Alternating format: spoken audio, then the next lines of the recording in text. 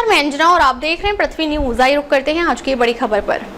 ज्ञात हो कि ब्राह्मण शब्द बिल्कुल भी जाति सूचक शब्द नहीं है। भगवत गीता के अनुसार ब्राह्मण शब्द गुण, स्वभाव, आचरण के अनुसार परिभाषित है। जिस प्रकार से साधु शब्द जाति सूचक नहीं है, जिस प्रकार से संत शब्द जाति सूचक नहीं है, जिस प्रकार से महात्मा शब्द जाति सूचक नहीं है, जिस प्रकार से गुरु शब्द जाति सूचक नहीं है, इसी प्रकार से हिंदू शब्द भी जाति सूचक नहीं है। इसी प्रकार से हरिजन शब्द भी जाति सूचक नहीं है। इसी प्रकार से ऋषि, महर्षि शब्द भी जाति सूचक नहीं है। इसी प्रकार से नया आविष्कारित शब्द दलित भी जाति सूचक नहीं है।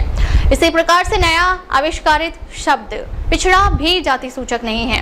वैदिक धार्मिक ग्रंथों में वर्ण शब्द का उल्लेख है, जाति शब्द का उल्लेख नहीं है। यह वीडियो पूरी देखें, अनुमान ना लगाएं। भगवत गीता के अध्याय 18 श्लोक 41 और 42 में ब्राह्मण शब्द की परिभाषा दी गई है, जिसमें बताया गया है कि ब्राह्मण वह व्यक्ति होता है जिसके स्वभाव में शांति, इंद्रियों का संयम, तपस्या, पवित्रता, क्षमा, सरलता, ज्ञान, विज्ञान और ईश्वर में श्रद्धा जैसे गुण होते हैं।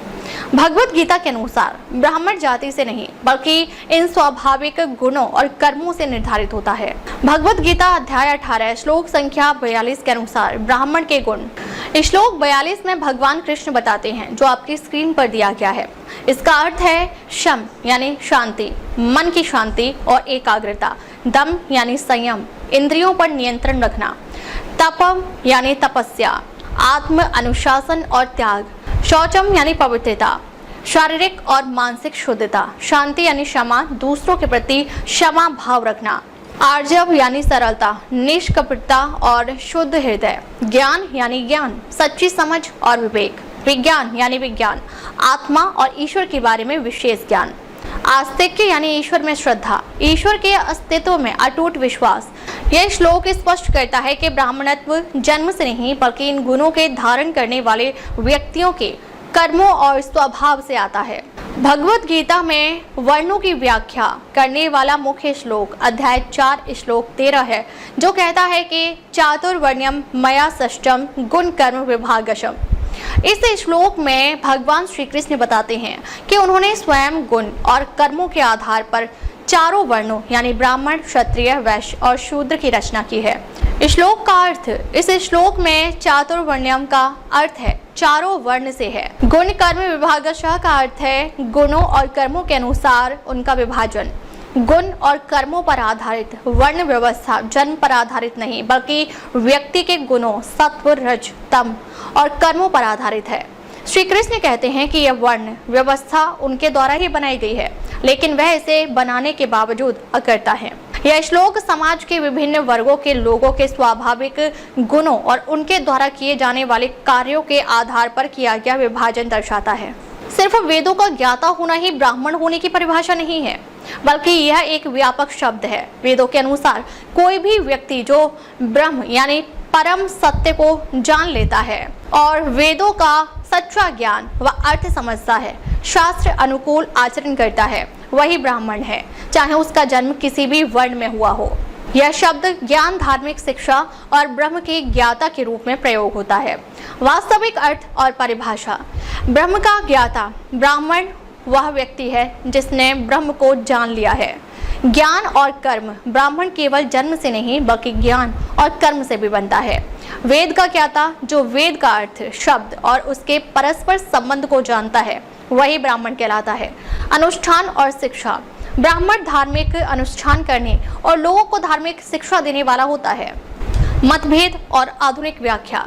जाति आधारित नहीं, कोई भी व्यक्ति वेद पढ़ सकता है और जो ब्रह्म ज्ञान प्राप्त कर ले वह ब्राह्मण बन सकता है। यह जन्म आधारित नहीं है। उदाहरण के लिए बाबा रामदेव जी जन्म से यदुवंशी हैं, परंतु गुरुकुल में वेदों का अध्ययन और शास्त्र अनुकूल आचरण से ब्राह्मण है। सार्वभौमिक ज्ञान। वेदों का ज्ञान सभी को मिलना चाहिए और जो उस ज्ञान को ग्रहण कर अनुकूल आचरण करता है वही ब्राह्मण है। इसलिए वेदों का ज्ञान रखने वाला व्यक्ति ब्राह्मण होने की ओर एक महत्वपूर्ण कदम उठाता है और तब वह ब्राह्मण बनता है जब वह ब्रह्म को जानकर अनुकूल आचरण करता है। ब्राह्मण अस्त्र, शस्त्र, युद्ध कौशल और शास्त्र दोनों विद्याओं को पढ़ता है और पढ़ाता है। उदाहरणार्थ महर्षि वाल्मीकि, महर्षि विश्वामित्र, आचार्य चाणक्य, बाबा रामदेव आदि। महर्षि विश्वामित्र को अस्त्र शस्त्र का ज्ञान था और वे स्वयं भी उन अस्त्रों को चलाने में सक्षम थे जिनका ज्ञान उन्होंने भगवान राम को दिया था। उन्होंने भगवान शिव से धनुर्वेद के संपूर्ण शास्त्र और सभी अस्त्रों का ज्ञान प्राप्त किया था। विश्वामित्र ने भगवान राम को कई दिव्य अस्त्र शस्त्र सिखाए जिनमें ब्रह्मास्त्र, नारायणास्त्र, पशुपतास्त्र तथा बला व अतिबला विद्या शामिल है। महर्षि वाल्मीकि ने भगवान श्री राम के पुत्र लव और कुश को अस्त्र शस्त्र चलाने की शिक्षा दिया था। महर्षि विश्वामित्र का जन्म ब्राह्मण कुल में नहीं हुआ था। वे जन्म से क्षत्रिय राजा कौशिक थे जिनका पूर्व नाम राजा कौशिक था। उन्होंने अपनी कठोर तपस्या और ज्ञान के बल पर ऋषित्व और अंततः ब्रह्मर्षि का दर्जा प्राप्त किया जिससे उन्होंने ब्राह्मणत्व धारण किया।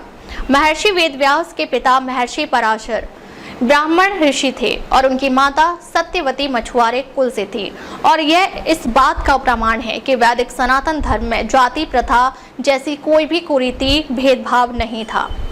जाति व्यवस्था थी ही नहीं बल्कि वर्ण व्यवस्था मान्य थी। महर्षि वेदव्यास ने अपनी प्रतिभा और ज्ञान से ब्रह्मत्व प्राप्त किया था और उन्होंने महाग्रंथों की रचना किया था। मनुस्मृति के अनुसार ब्राह्मण वह है जो वेद का अध्ययन करे, ब्रह्म को जाने, सत्यवादी हो, समाज को शिक्षित करे और धर्म का पालन करे। ब्राह्मण का कार्य समाज को ज्ञान देना और उसका मार्गदर्शन करना है। मनुस्मृति में यह भी कहा गया है कि व्यक्ति अपने कर्मों से ब्राह्मणत्व प्राप्त करता है और कर्मों से ब्राह्मण बन सकता है। कर्मों पर आधारित ब्राह्मणत्व मनुस्मृति श्लोक संख्या 10.65 के अनुसार व्यक्ति अपने कर्मों के आधार पर ब्राह्मणत्व प्राप्त कर सकता है। इसका अर्थ यह है कि जन्म से नहीं बल्कि अपने आचरण और कर्मों से एक व्यक्ति ब्राह्मण बन सकता है। यह जो श्लोक आपको स्क्रीन पर दिखाई दे रहा है, यह श्लोक स्कंद पुराण खंड 18 नागर कांड अध्याय 239 श्लोक 31 से 34 से है। इसका अर्थ है कि प्रत्येक व्यक्ति जन्म से शूद्र ही होता है और शुद्धि और संस्कार आचरण से द्विज बनता है। जन्मना जायते शूद्रम, इसका अर्थ है कि सभी का जन्म के समय शूद्र के समान होता है क्योंकि वे अभी आध्यात्मिक रूप से ज्ञानी नहीं होते हैं। संस्कारातम द्विज आचयते, उपनयन जैसे संस्कार धारण करने पर व्यक्ति द्विज बनता है अर्थात दोबारा जन्मा। वेद पाठातम भवेतम विप्रः, इसका अर्थ है कि वेदों के अध्यापन से वह विप्र यानी ब्राह्मण बनता है।